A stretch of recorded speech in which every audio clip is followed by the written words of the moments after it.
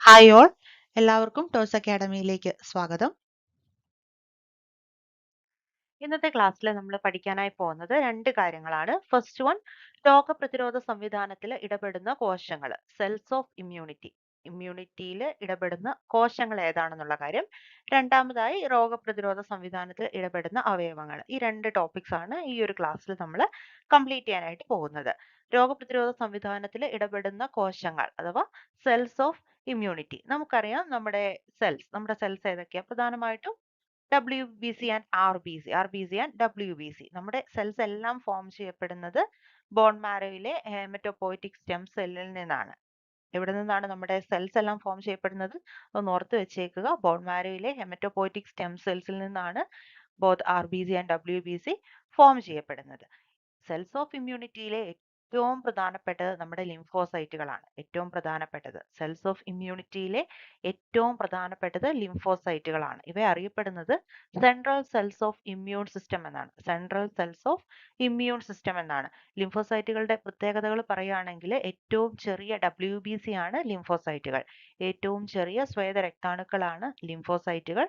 അവ ബോൺമാരോയിലാണ് ഉൽപ്പാദിപ്പിക്കപ്പെടുന്നത്. ബോൺമാരോ അസ്ഥിമജ്ജയിലാണ് അവ ഉൽപ്പാദിപ്പിക്കപ്പെടുന്നത്. മറ്റ് പ്രത്യേകതകൾ, ഇവ മോണോ ന്യൂക്ലിയേറ്റ്, ഇവയ്ക്ക് ഒറ്റ ന്യൂക്ലിയസ് മാത്രമേ കാണത്തുള്ളൂ. അതുപോലെ തന്നെ നോൺ ഗ്ലാനുലാർ ആണ്. അവയ്ക്ക് ഗ്രാന്യൂൾസ്, അവയുടെ സൈറ്റോപ്ലാസത്തിൽ ഗ്രാന്യൂൾസ് കാണപ്പെടത്തില്ല.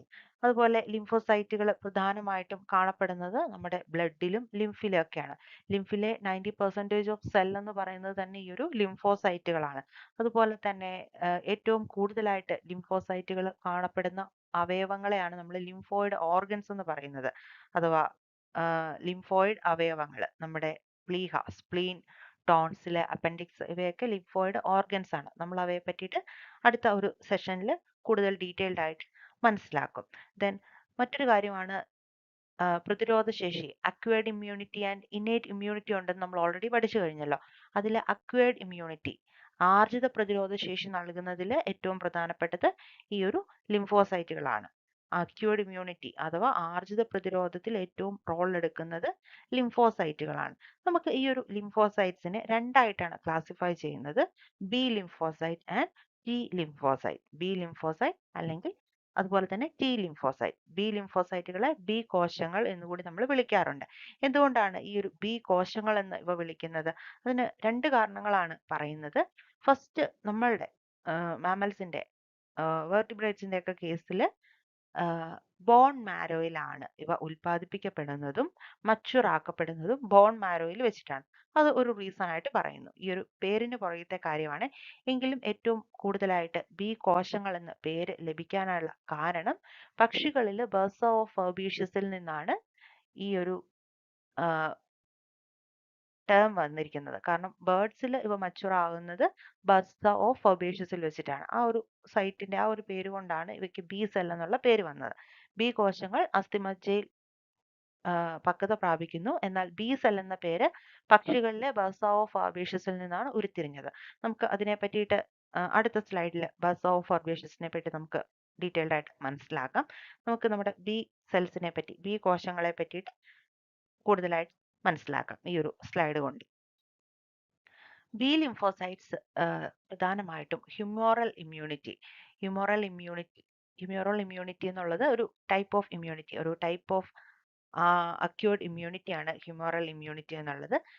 നമ്മുടെ ആന്റിബോഡീസ് നൽകുന്ന പ്രതിരോധത്തെയാണ് നമ്മൾ ഹ്യൂമോറൽ ഇമ്മ്യൂണിറ്റി എന്ന് പറയുന്നത്. ആന്റിബോഡീസ് എന്ന് പറയുമ്പോൾ നമ്മുടെ ശരീരം ഏതെങ്കിലും സൂക്ഷ്മജീവികൾ, മൈക്രോ ഓർഗാനിസംസ് ഒക്കെ ആയിട്ട് എക്സ്പോസ്ഡ് ആയി കഴിയുമ്പോൾ ആ പെർട്ടിക്കുലർ ആന്റിജനെ തിരിച്ചറിഞ്ഞ് അതിനെ നശിപ്പിക്കാൻ ആവശ്യമായിട്ടുള്ള ആന്റിബോഡി നമ്മുടെ ശരീരം നിർമ്മിക്കുകയാണ് ചെയ്യുന്നത്.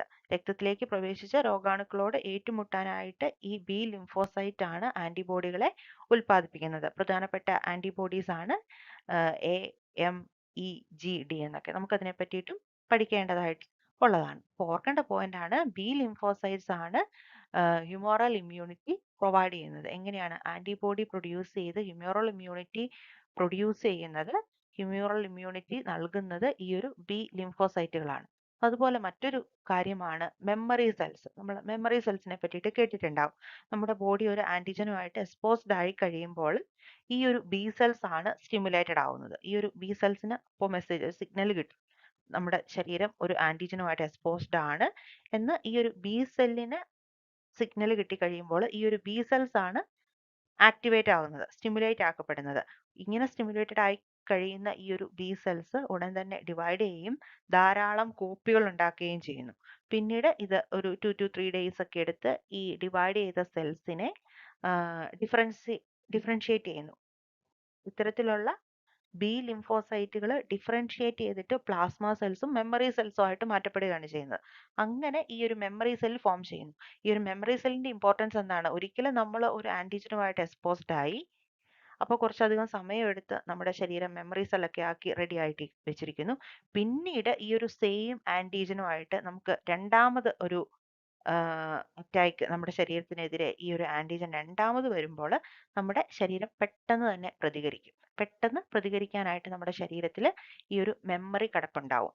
അതാണ് ഈ ഒരു മെമ്മറി സെൽസ് എന്നതുകൊണ്ട് ഉദ്ദേശിക്കുന്നത്. ആ ഒരു മെമ്മറി സെൽസ് ഫോം ചെയ്യപ്പെട്ടിരിക്കുന്നത് ഡിഫറൻഷിയേറ്റ് ചെയ്ത് ബി ലിംഫോസൈറ്റ് ഡിഫറൻഷിയേറ്റ് ചെയ്തിട്ടാണ് മെമ്മറി സെൽസും ഫോം ചെയ്യപ്പെട്ടിരിക്കുന്നത്.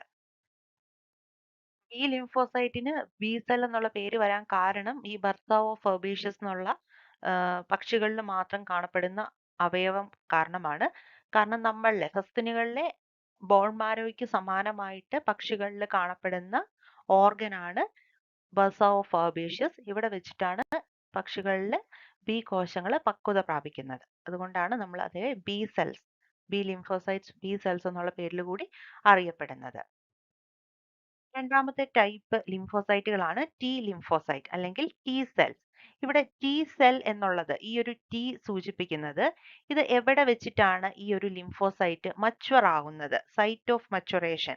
സൈറ്റ് ഓഫ് മച്വറേഷൻ തൈമസിൽ വെച്ചിട്ടാണ് ഈ ഒരു ലിംഫോസൈറ്റുകൾ മച്വർ ആകുന്നത്. ബി ലിംഫോസൈറ്റുകൾ ബോൺ മാരോയിൽ ഉണ്ടായി ബോൺ മാരോയിൽ തന്നെ വെച്ചിട്ട് മച്വർ ആകുന്നു. അതേസമയം ഈ ലിംഫോസൈറ്റുകൾ, ഈ ഒരു ടി ലിംഫോസൈറ്റുകൾ ബോൺ മാരോയിലാണ് ഉണ്ടാകുന്നത്. അതിനുശേഷം അത് തൈമസിലേക്ക് പോകുന്നു. തൈമസിലേക്ക് പോയി തൈമസിൽ വെച്ചിട്ടാണ് മച്ചുർ ആകുന്നത്. അതുകൊണ്ടാണ് ഇവയെ ടി ലിംഫോസൈറ്റ് എന്ന് പറയുന്നത്. അസ്ഥിമജ്ജയിൽ ഉണ്ടാകുന്ന ഒരു കൂട്ടം ലിംഫോസൈറ്റുകൾ വളർച്ചയുടെ ആദ്യ ഘട്ടത്തിൽ തന്നെ തൈമസിലേക്ക് പോകുന്നു. ഇവയാണ് ടി ലിംഫോസൈറ്റ്, ടി സെല്ലുകൾ. നമുക്ക് ടി ലിംഫോസൈറ്റിന്റെ പ്രധാന പ്രവർത്തനങ്ങൾ ഏതൊക്കെയാണെന്ന് മനസ്സിലാക്കാം. ഫസ്റ്റ് വൺ, രോഗപ്രതിരോധ പ്രതികരണം നിയന്ത്രിക്കുക എന്നുള്ളതാണ്. ഇമ്മ്യൂൺ റെസ്പോൺസ് ഉണ്ടാക്കുക എന്നുള്ളതാണ് ടി സെല്ലുകളുടെ ഇമ്പോർട്ടന്റ് ആയിട്ടുള്ള ഫസ്റ്റ് ഫംഗ്ഷൻ. രണ്ടാമത്തേത് cell mediated immunity. Cell mediated immunity എന്താണ്? സെൽ മീഡിയേറ്റഡ് ഇമ്മ്യൂണിറ്റി നമ്മൾ ഓൾറെഡി ബി ലിംഫോസൈറ്റുകൾ ഹ്യൂമോറൽ ഇമ്മ്യൂണിറ്റി അഥവാ ആന്റിബോഡി ബേസ്ഡ് ആയിട്ടുള്ള ഇമ്മ്യൂണിറ്റി പ്രൊവൈഡ് ചെയ്യുമെന്ന് പഠിച്ചല്ലോ. അപ്പോൾ ആന്റിബോഡി ഉൽപ്പാദിപ്പിക്കാതെ തന്നെ നേരിട്ട് ആന്റിജനെ നശിപ്പിക്കുന്ന രീതിയെയാണ് നമ്മൾ സെൽ മീഡിയേറ്റഡ് ഇമ്മ്യൂണിറ്റി എന്ന് പറയുന്നത്. അപ്പോൾ ആ ഒരു സെൽ മീഡിയേറ്റഡ് ആയിട്ടുള്ള ഇമ്മ്യൂണിറ്റിയിൽ പ്രധാന റോൾ എടുക്കുന്നത് ടി ലിംഫോസൈറ്റുകളാണ്. എന്താണ്? ആന്റിബോഡി ഉൽപ്പാദിപ്പിക്കാതെ ഡയറക്റ്റ് ആയിട്ട് നേരിട്ട് ആന്റിജനെ നശിപ്പിക്കുന്ന രീതിയാണ് cell mediated immunity. Cell mediated ഇമ്മ്യൂണിറ്റിയിൽ റോൾ എടുക്കുന്നത് ടി ലിംഫോസൈറ്റ് ആണ്. ദെൻ ആന്റിബോഡി ഉൽപ്പാദിപ്പിക്കാൻ ബി സെല്ലുകളെ പ്രേരിപ്പിക്കുക. കാരണം ബി ലിംഫോസൈറ്റ്സ് ആണ് ആന്റിബോഡി പ്രൊഡ്യൂസ് ചെയ്യുന്നത്.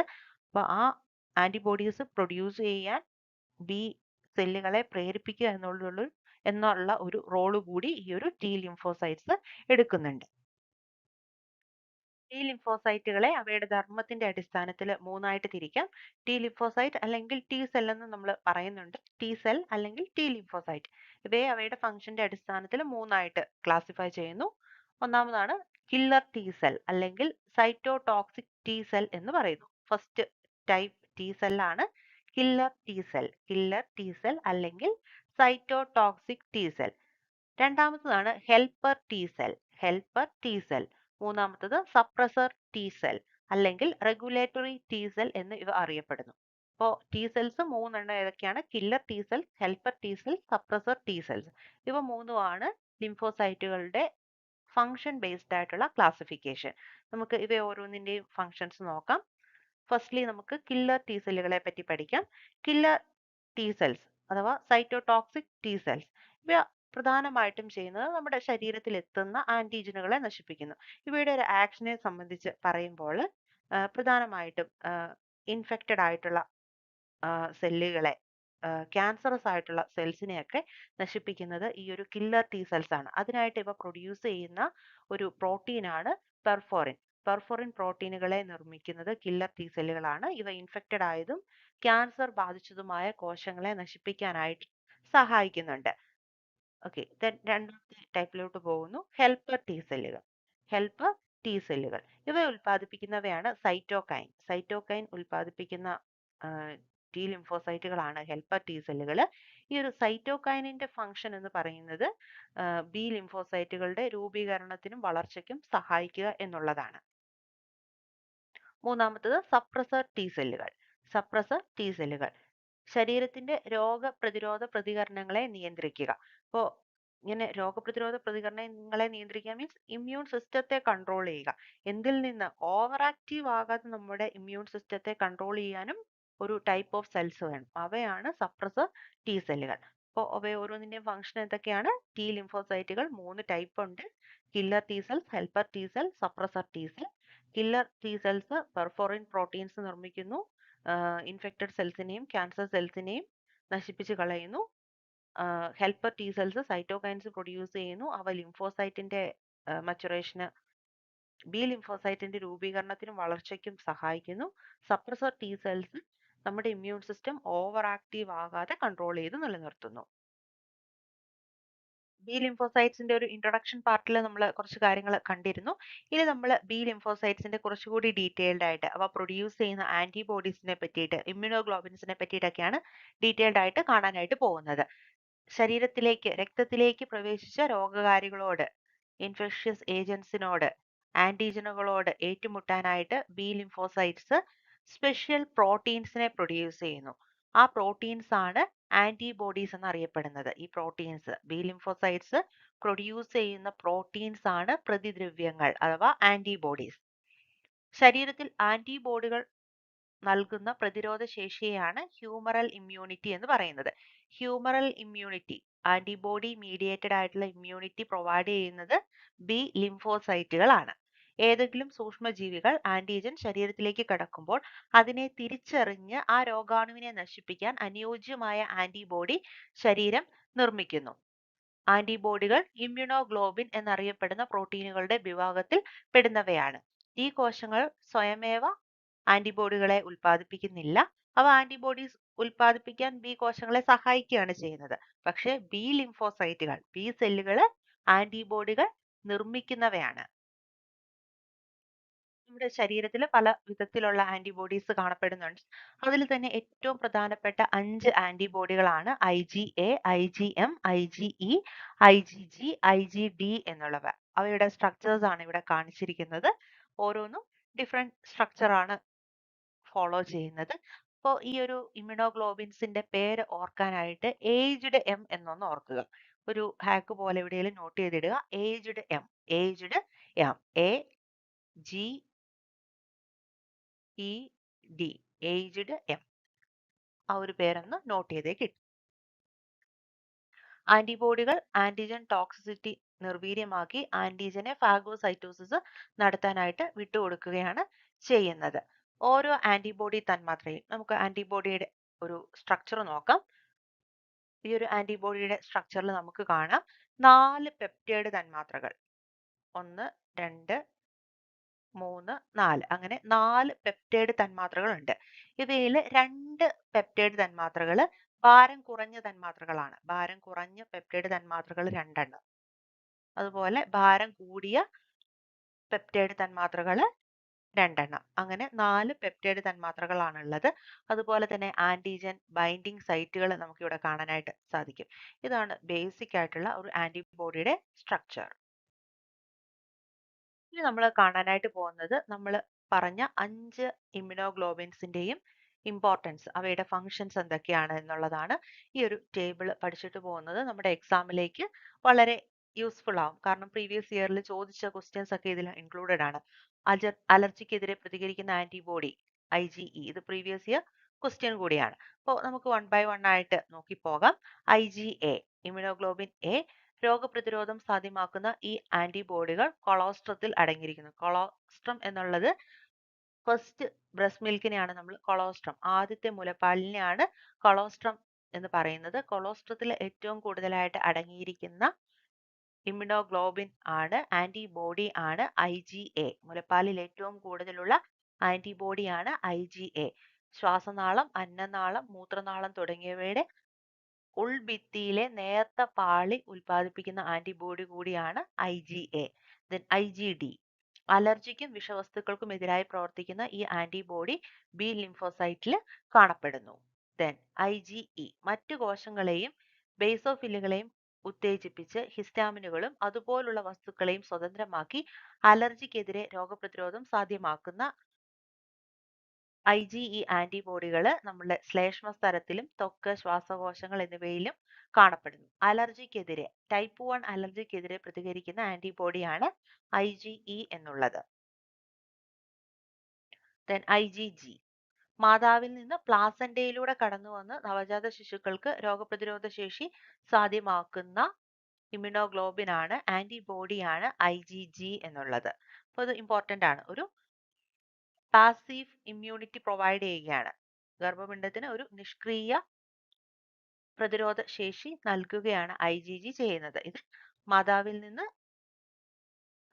ശിശുക്കളിലേക്ക്, നവജാത ശിശുക്കളിലേക്ക് പ്ലാസന്റയിലൂടെയാണ് കടന്നു വരുന്നത്. മാതാവിൽ നിന്ന് പ്ലാസന്റയിലൂടെ കടന്നു വന്ന് നവജാത ശിശുക്കൾക്ക് രോഗപ്രതിരോധ ശേഷി സാധ്യമാക്കുന്നു.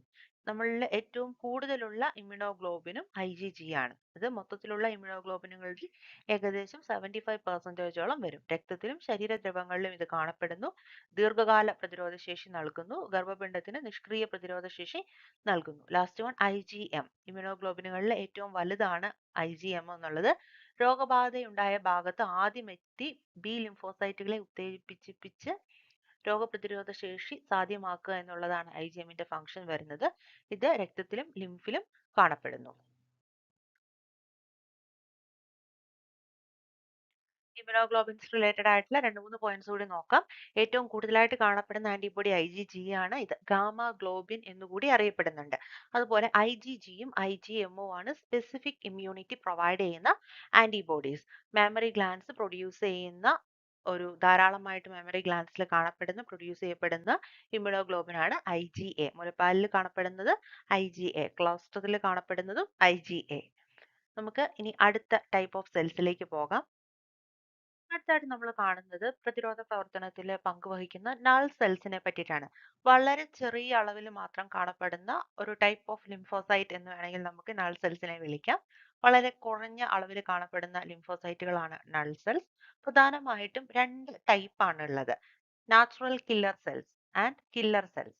2 പ്രധാനപ്പെട്ട നൾ സെൽസ് ആണുള്ളത്: നാച്ചുറൽ കില്ലർ സെല്ലും നാച്ചുറൽ കില്ലർ സെല്ലും കില്ലർ സെല്ലും. ഇവ രണ്ടും നൾ സെല്ലുകളാണ്. ഇവ എന്തുകൊണ്ടാണ് നൾ സെൽ എന്ന് പറയാനുള്ള കാരണം? ഇവയ്ക്ക് ഇമ്യൂണോഗ്ലോബിൻസിനെ ഒന്നും പ്രൊഡ്യൂസ് ചെയ്യാനുള്ള കപ്പാസിറ്റി ഇതിന് ഇല്ല. അതുപോലെ തന്നെ ആന്റിജൻ, ആന്റിബോഡി കോംപ്ലക്സുകളൊക്കെ ഫോം ചെയ്ത് അതിനാവശ്യമായ റിസപ്റ്റേഴ്സ് ഒന്നും ഇവയിൽ കാര്യമായിട്ട് കാണപ്പെടുന്നില്ല. അതുകൊണ്ടൊക്കെയാണ് ഇവയെ നൾ സെൽ എന്ന് വിളിക്കുന്നത്. നാച്ചുറൽ കില്ലർ സെൽസിനെ പറ്റി നമുക്ക് മനസ്സിലാക്കാം. ഇവയുടെ ന്യൂക്ലിയസിന്റെ ഷേപ്പ് വരുന്നത് കിഡ്നിയുടെ ഷേപ്പാണ്. കോശങ്ങൾക്ക് വൃക്കയുടെ ആകൃതിയിലുള്ള ഒരു ന്യൂക്ലിയസ് കാണപ്പെടുന്നുണ്ട്. ക്യാൻസർ കോശങ്ങളെയും ഹെർപ്പസ് മംസ് വൈറസ് ബാധിച്ച കോശങ്ങളെയും നശിപ്പിക്കാൻ നാച്ചുറൽ കില്ലർ സെൽസിന് സാധിക്കുന്നു. അതുപോലെ ഇവയുടെ പ്രവർത്തനത്തിന് ആന്റിബോഡിയുടെ ആവശ്യമില്ല. അതുപോലെ മറ്റൊരു ഇമ്പോർട്ടന്റ് ആയിട്ടുള്ള കാര്യമാണ് ഇന്റർഫെറോൺ 1നെയും ഇന്റർഫെറോൺ 2വിനെയും നാച്ചുറൽ കില്ലർ സെൽസുകളെ സജീവമാക്കാനായിട്ട് ഇന്റർഫെറോൺ 1നും ഇന്റർഫെറോൺ 2വിനും സാധിക്കുന്നു. ഇന്റർഫെറോൺസ് നമുക്ക് കേട്ടിട്ടുള്ളതാണ്. വൈറസ് ബാധയോടനുബന്ധിച്ച് നമ്മുടെ ശരീരത്തിൽ ഉണ്ടാവുന്ന പ്രോട്ടീൻസ് ആണ് ഇന്റർഫെറോൺസ്. അപ്പോൾ ഇന്റർഫെറോൺസ് കോശങ്ങൾ, ഒരു കോശത്തിൽ വൈറൽ ബാധ ഉണ്ടാകുമ്പോൾ തൊട്ടടുത്ത കോശങ്ങളെ സജ്ജമാക്കുക എന്നുള്ള ഒരു റോളാണ് ഇന്റർഫെറോൺസ് എടുക്കുന്നത്. ഇന്റർഫെറോൺസിന് ഈ നാച്ചുറൽ കില്ലർ സെൽസിനെ ആക്റ്റീവ് ആക്കാൻ വേണ്ടിയിട്ട് കഴിയുന്നുണ്ട്. ദെൻ അടുത്തതാണ് കില്ലർ സെൽസ്. ആന്റിബോഡികളെ ആശ്രയിച്ചുള്ള കോശങ്ങളാണ് കില്ലർ സെൽസ്. ഈ കോശങ്ങൾക്ക് IgG ആന്റിബോഡിയുമായിട്ട് ബന്ധിപ്പിക്കുന്നതിനാവശ്യമായ റിസപ്റ്ററുകളും കാണപ്പെടുന്നുണ്ട്. അതുപോലെ ട്യൂമർ കോശങ്ങൾ, ബാക്ടീരിയ, വൈറസ്, ഫംഗസ് പാരസൈറ്റ്സ് ഒക്കെ ബാധിച്ച കോശങ്ങളെ നശിപ്പിക്കാനുള്ള കഴിവും കില്ലർ സെൽസിന് ഉണ്ട്.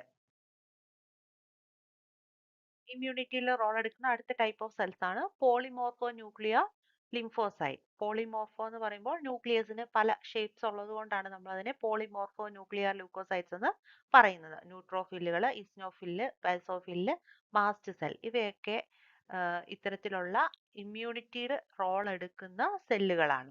ആ ഒരു കാര്യം കൂടി ഒന്ന് ഓർത്തിരിക്കുക. നമ്മൾ ഓൾറെഡി ഈ ഒരു പോർഷൻ കണ്ടതാണ്. ന്യൂട്രോഫിൽസിനെയും ഇസ്നോഫിലിനെയും ബേസോഫിൽസിന്റെ ഒക്കെ ഫംഗ്ഷൻസിനെ പറ്റിയൊക്കെ നമ്മൾ മനസ്സിലാക്കിയതാണ്.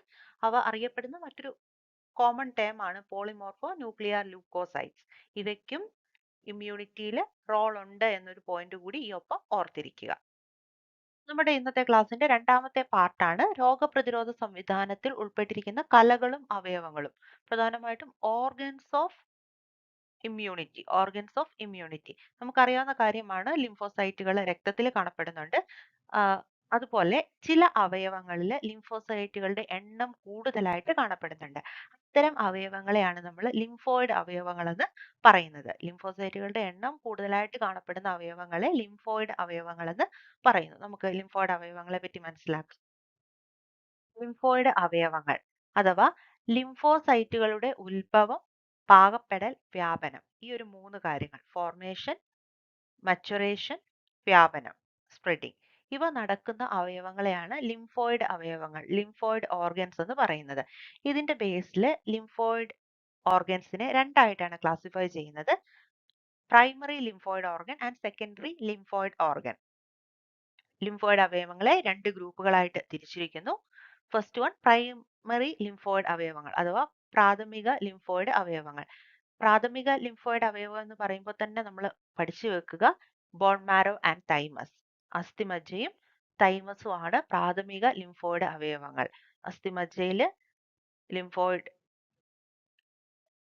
ഫോർമേഷൻ നടക്കുന്നു, ഉത്ഭവം നടക്കുന്നു, പാകപ്പെടൽ, വ്യാപനം ഇവ നടക്കുന്നത് കൊണ്ടാണ് നമ്മൾ അവയെ പ്രാഥമിക ലിംഫോയിഡ് അവയവങ്ങൾ എന്ന് പറയുന്നത്. പ്രധാനമായിട്ടും ഉത്ഭവം.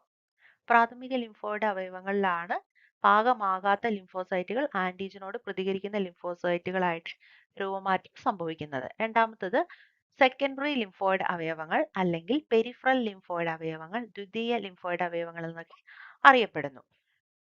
ഇതിന് ഈ സൈറ്റുകൾ സെക്കൻഡറി ലിംഫോയിഡ് ഓർഗൻസിന്റെ എക്സാമ്പിൾസ് ആണ് സ്പ്ലീൻ അഥവാ പ്ലീഹ, ലിംഫ് നോഡ്, ലിംഫ് മുഴകൾ, ടോൺസിലുകൾ, ചെറുകുടലിലെ പേഴ്സ് പാച്ചസ്, അപ്പൻഡിക്സ്, ദെൻ ശ്വസന വ്യവസ്ഥ, യൂറോജനൈറ്റൽ, അലിമെന്ററി കനാൽ എന്നിവയുമായി ബന്ധപ്പെട്ട് മ്യൂക്കോസ അസോസിയേറ്റഡ് ലിംഫോയിഡ് ടിഷ്യൂ, ഇവയൊക്കെയാണ് ദ്വിതീയ ലിംഫോയിഡ് അവയവങ്ങൾ. ഈ ഒരു പേരിന് ഇമ്പോർട്ടൻസ് ഉണ്ട്, കാരണം ഒരു ക്വസ്റ്റ്യൻ ഉള്ള പോസിബിലിറ്റി ഈ ഒരു ഏരിയയിൽ ഉണ്ടല്ലോ. അപ്പോൾ ഏതൊക്കെയാണ് ദ്വിതീയ ലിംഫോയിഡ് അവയവങ്ങൾ എന്നുള്ളത് പഠിക്കുക: സ്പ്ലീൻ, ലിംഫ് മുഴകൾ, ടോൺസിലുകൾ, Peyer's patches, appendix, MALT, mucosa associated lymphoid tissue. നമുക്ക് 1 by 1 ആയിട്ട് ഓരോന്നിനെയും പറ്റി മനസ്സിലാക്കാം. ഓക്കെ, അതിന് മുമ്പായിട്ടൊരു പോയിന്റ്, ദ്വിതീയ ലിംഫോയിഡ് അവയവങ്ങളിൽ വെച്ചിട്ടാണ് ലിംഫോസൈറ്റുകൾ ആന്റിജനുമായിട്ട് പ്രവർത്തിക്കുന്നത്.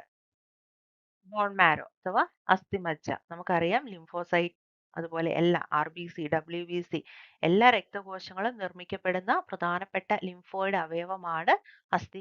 അടുത്തതാണ് തൈമസ്. തൈമസ് നമുക്കറിയാം ഒരു എൻഡോക്രൈൻ, ഒരു അന്തസ്രാവി ഗ്രന്ഥിയാണ്. നമ്മൾ എൻഡോക്രൈനോളജി എന്നുള്ള ഭാഗത്ത് തൈമസിനെ പറ്റിയിട്ട് പഠിക്കുന്നതുമാണ്. ഹൃദയത്തിനടുത്ത് മാറിലിന് താഴെയായി സ്ഥിതി ചെയ്യുന്ന ദളങ്ങളുള്ള അവയവമാണ് തൈമസ്. ദെൻ തൈമസ് അറിയപ്പെടുന്ന മറ്റൊരു പേരാണ് ജുവനൈൽ ഗ്ലാൻഡ്, ശൈശവഗ്രന്ഥി എന്നറിയപ്പെടുന്നത് തൈമസ് ഗ്രന്ഥിയാണ്. ജനന സമയത്ത് തൈമസ് വളരെ വലുതായിരിക്കും, എന്നാൽ പ്രായമാകുന്നതനുസരിച്ച് വലിപ്പം കുറഞ്ഞു വരികയും പ്രായപൂർത്തിയാകുമ്പോഴേക്കും ചുരുങ്ങി ചെറുതാവുകയും ചെയ്യുന്നു. തൈമസ് ഗ്രന്ഥി രോഗപ്രതിരോധ സിംഹാസനം, തോൺ ഓഫ് ഇമ്മ്യൂണിറ്റി അല്ലെങ്കിൽ ടി ലിംഫോസൈറ്റുകളുടെ പരിശീലന വിദ്യാലയങ്ങൾ എന്നും കൂടി അറിയപ്പെടുന്നുണ്ട്. തൈമസ് ഗ്രന്ഥി ശൈശവഗ്രന്ഥി ജുവനൈൽ ഗ്ലാൻഡ് എന്നറിയപ്പെടുന്നു, തോൺ ഓഫ് ഇമ്മ്യൂണിറ്റി എന്നറിയപ്പെടുന്നു, രോഗപ്രതിരോധ സിംഹാസനം അല്ലെങ്കിൽ ടി ലിംഫോസൈറ്റുകളുടെ പരിശീലന വിദ്യാലയങ്ങൾ എന്നുകൂടി തൈമസ് ഗ്ലാൻഡ് അറിയപ്പെടുന്നുണ്ട്. തൈമസ് ഗ്രന്ഥി തൈമോസിൻ എന്ന ഹോർമോണാണ് ഉൽപ്പാദിപ്പിക്കുന്നത്. ഇത് ടി ലിംഫോസൈറ്റുകളുടെ വികാസത്തിനും പ്രവർത്തനത്തിലും പങ്കുവഹിക്കുന്നു. ടി ലിംഫോസൈറ്റുകളുടെ ഉൽപാദനത്തിനും പാകമാകലിനും വേണ്ട സൂക്ഷ്മ പരിസ്ഥിതികൾ അസ്ഥിമജ്ജയും തൈമസുമാണ് പ്രദാനം ചെയ്യുന്നത്. അസ്ഥിമജ്ജയും തൈമസുമാണ് പ്രൈമറി ലിംഫോയിഡ് ഓർഗൻസ്. അടുത്തതായിട്ട് നമ്മൾ കാണുന്നത് സെക്കൻഡറി ലിംഫോയിഡ് ഓർഗനായ സ്പ്ലീൻ, പ്ലീഹയെ പറ്റിയിട്ടാണ്. പ്ലീഹയിൽ പ്രധാനമായും ലിംഫ് കോശങ്ങളും ഭക്ഷകകോശങ്ങൾ ഫാഗോസൈറ്റ്സുകളുമാണ് കാണപ്പെടുന്നത്. രക്തത്തിലൂടെ കടന്നുവരുന്ന സൂക്ഷ്മജീവികളെ വേർതിരിച്ച് നശിപ്പിക്കുന്ന അരിപ്പയായിട്ടാണ് സ്പ്ലീൻ ആക്ട് ചെയ്യുന്നത്. അരുണ രക്താണുക്കളുടെ വലിയ സംഭരണി കൂടിയാണ് പ്ലീഹ. അടുത്തതാണ് ടോൺസിൽസ്. ഗ്രസനിയിൽ കാണപ്പെടുന്ന ചെറിയ ഉരുണ്ട അവയവങ്ങളാണ് ടോൺസിലുകൾ. ഇതിനകത്ത് ധാരാളം ലിംഫോസൈറ്റ് മാക്രോഫേജുകൾ കാണപ്പെടുന്നുണ്ട്. ആഹാരത്തിലൂടെയും ശ്വസനവായുവിലൂടെയും ഗ്രസനിയിൽ എത്തുന്ന രോഗാണുക്കൾക്ക് എതിരെയാണ് ഇവ പ്രവർത്തിക്കുന്നത്. അടുത്തതാണ് ലിംഫ് നോഡ്, ലിംഫ് മുഴകൾ. ലിംഫ് വ്യവസ്ഥയിൽ പലയിടത്തും ഈ ലിംഫ് നോഡുകൾ കാണാനായിട്ട് സാധിക്കും. പ്രധാനമായിട്ടും നമ്മുടെ ലിംഫിലും കോശദ്രവ്യത്തിലും എൻ്റർ ചെയ്യുന്ന മൈക്രോ ഓർഗാനിസത്തിനെയും മറ്റ് ആന്റിജനുകളെയും കെണിയിൽപ്പെടുത്തി അവയെ നശിപ്പിക്കുക എന്നുള്ളതാണ് ഇവയുടെ ധർമ്മം വരുന്നത്. കെണിയിൽപ്പെടുത്തി അവിടെയുള്ള ലിംഫോസൈറ്റുകളെ ഉത്തേജിപ്പിച്ച് പ്രതിരോധശേഷി വർദ്ധിപ്പിക്കുന്നു. Then mucosa associated lymphoid tissue. Mucosa associated lymphoid tissue, MALT. കുഴലുകളായിട്ടുള്ള ശ്വസന, ദഹന, മൂത്ര, പ്രജനന കുഴലുകളുടെ ആവരണ ഭാഗത്ത് സ്ഥിതി ചെയ്യുന്ന ലിംഫോയിഡ് കലയാണ് മ്യൂക്കോസ അസോസിയേറ്റഡ് ലിംഫോയിഡ് കല. മനുഷ്യ ശരീരത്തിലെ 50% ലിംഫോയിഡ് കലകളും ഇതിലാണ് ഉൾപ്പെടുന്നത്. ഒരുപാട് ഇമ്പോർട്ടന്റ് ആയിട്ടുള്ള കാര്യങ്ങൾ ഡിസ്കസ് ചെയ്ത ഒരു ക്ലാസ് ആയിരുന്നു. പ്രധാനമായിട്ടും നമ്മുടെ ഫോക്കസ് പോകേണ്ടത് സെൽസ് ഇൻ ഇമ്മ്യൂണിറ്റിക്കാണ്. നമ്മുടെ ഫോക്കസ് പോകേണ്ടത് സെൽസ് ഇൻ ഇമ്മ്യൂണിറ്റി. അതുപോലെ ഓർഗൻസ് ഓഫ് ഇമ്മ്യൂണിറ്റിയിലേക്ക് വരുമ്പോൾ ജസ്റ്റ് പ്രൈമറി ഓർഗൻസും സെക്കൻഡറി ലിംഫോയിഡ് ഓർഗൻസും പേരും അവയുടെ ഫങ്ഷൻസും ഒന്ന് ഓർക്കുക. എങ്കിലും ഫോക്കസ് കൂടുതൽ കൊടുത്ത് പഠിക്കേണ്ടത് നമ്മുടെ സെൽസ് ഇൻവോൾവ് ഇൻ ഇമ്മ്യൂണിറ്റി ആണ്. അവിടെ ഇമ്മ്യൂണോഗ്ലോബിൻസിനെ പറ്റിയൊക്കെ ഇൻക്ലൂഡഡ് ആണ്. അതുകൂടി ഈ ഒപ്പം പഠിച്ചു പോവുക. Thank you.